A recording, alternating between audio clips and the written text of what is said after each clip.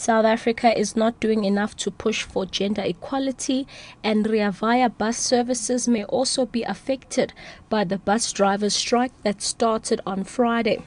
Ambosisiwa Khadebe with the latest news updates. South Africa is not doing enough to push for gender equality in the workplace or in society. That's the view of Gender Link's Chief of Operations, Kubi Rama. She says while there are policies in place, they aren't being properly implemented. Rama was speaking on the sidelines of a SADC Gender Summit, which gets underway in Johannesburg this morning. I think we are in a gender crisis in South Africa. What is the gender agenda of the South African government? I'd like to be more clear on that. I think we have contradictory messages on various issues, polygamy and the like, coming through. So we need to move from talking about our policies, our brilliant constitution and legislation, to actually doing something about the high levels of violence, about the various issues that women face on the ground.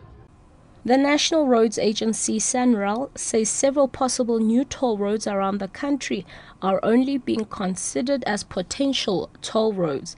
SANRAL spokesperson Vusi Mona says if studies show that these roads are not viable and tolling is not the best way to finance them, then the potential is dead. He was reacting after DAMP Ian Ollis said SANRAL CEO Nazir Ali had revealed that several new toll roads are under consideration. This was during a closed Parliamentary Transport Portfolio Committee meeting.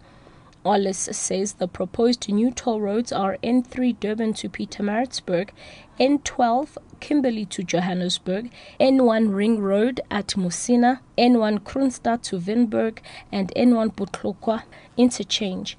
SANRAL's Mona says the only two toll roads in the pipeline are the N1, N2 Winelands and the N2 Wild Coast, as well as the Gauteng e-tolls.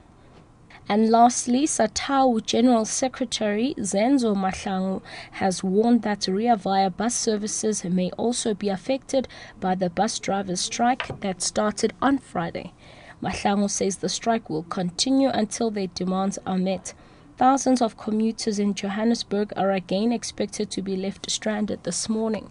SATAU is demanding an 18% wage increase, while management is offering 6.5%. Mahlangu explains. Rea Vaya, you would understand that they are not necessarily owned by the city council. We are still negotiating whether they should fall within the bargaining council, but in terms of the scope they are, which means they might be affected as well today.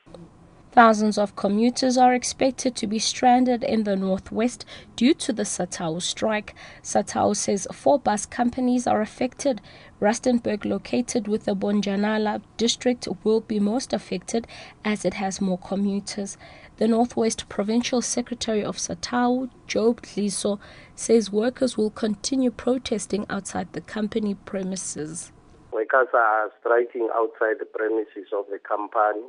And all the companies in Northwest are hugely affected. So the strike will continue up until the employer agrees to our demands. Catch the latest news on the hour on SABC radio stations and on Newsbreak Option 1.